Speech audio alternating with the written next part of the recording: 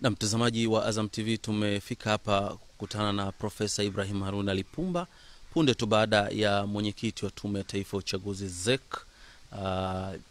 Jecha Salum Jecha kutangaza kubatilisha matokeo ya uchaguzi visiwani Zanzibar. Labda awali ya yote, kwanza Profesa, umepokeaje habari ya kufutwa kwa matokeo ya uchaguzi visiwani Zanzibar?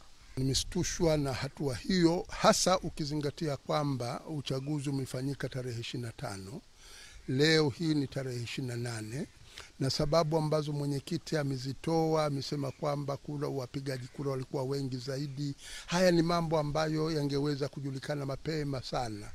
Na zaidi ya hapo, Tume ya Uchaguzi ya Taifa ambayo inatangaza matokeo ya urais wa Jamhuri ya Muungano wa Tanzania imekuwa inatangaza matokeo ya kura za rais wa Jamhuri ya Muungano wa Tanzania ambazo zimefanyika kwenye uchaguzi huo mmoja, na kwamba imekuwa inatangazwa na tume haijasema kwamba uchaguzi ule ulikuwa ni mbovu. Na zaidi ya hapo, hata watazamaji wa kimataifa wamesema alau katika utaratibu ule wa kupiga kura na wa kuhesabu kura pale vituoni, utaratibu ule ulikwenda vizuri. Hatua hii ambayo imeshachukuliwa na mwenyekiti wa ZEC Jecha Salum Jecha inaweza ikawa na athari gani kisiasa, hasa kwa upande wa Zanzibar na hata huku kwa upande wa Jamhuri ya Muungano wa Tanzania kwa ujumla wake? Kwanza nashukuru viongozi wa Zanzibar, hususan viongozi wa kafu. Maalim Seif Sharif Hamad ameshatoa tamko kuwaomba Wazanzibari waweze kuwa watulivu wakati swala hili linashughulikiwa. Swala hili kwa sababu hana mamlaka ya kisheria, kwa hiyo amevunja sheria.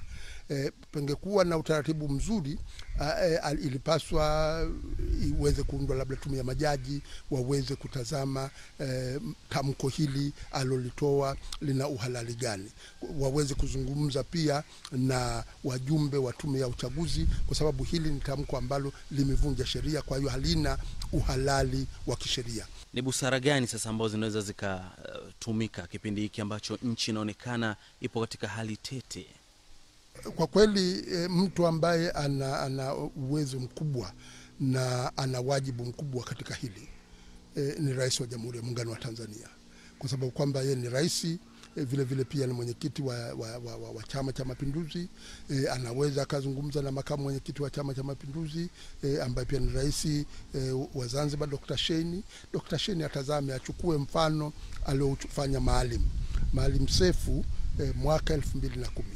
Pamoja na kuwa na matatizo ya kura na ambazo zilizokuwa zimehesabiwa, yeye alikubali, akasema kwamba kwa kura hizi zilizopo hapa tumeshaziona, mimi nakubali tuweze kuendelea tufanye serikali ya umoja wa kitaifa. Akakubali matokeo. Dr. Shein imefika wakati na yeye aweze kuonesha ukomavu wa kisiasa. Mwenyekiti wa ZEC Jecha amesema kwamba kuna hitilafu nyingi ambazo zimetokea na inawezekana labda ikatafsiriwa kama kulikuwa kuna mchezo mchafu. Je, hilo aliwezi pia labda likachukuliwa na watu ambao walikuwa kigombea huku katika Jamhuri ya Muungano, nao pia wakalalamikia hilo? Tayari kuna watu wamelalamika, na katika vyombo vya habari nimeshamsikia Mheshimiwa Edward Lowassa pia amelalamikia matokeo ya uchaguzi ya Jamhuri ya Muungano wa Tanzania.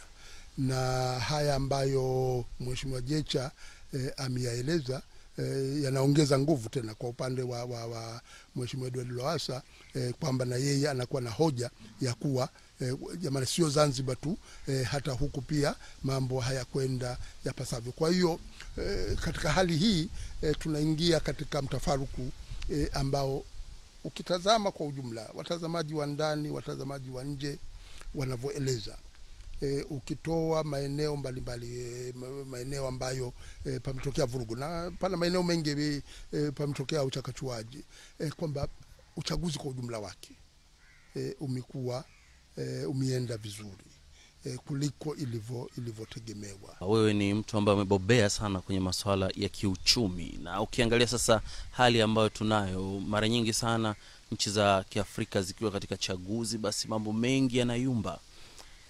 Kwa jicho lako, Unahisi kwamba uchumi wa visiwani Zanzibar na kwa Jamhuri ya Muungano wa Tanzania utakuwaje baada ya kupita sasa katika kipindi hiki ambapo baada ya uchaguzi kuahirishwa, maana yake baada ya miezi mitatu ndipo ambapo uchaguzi mwingine utafanyika?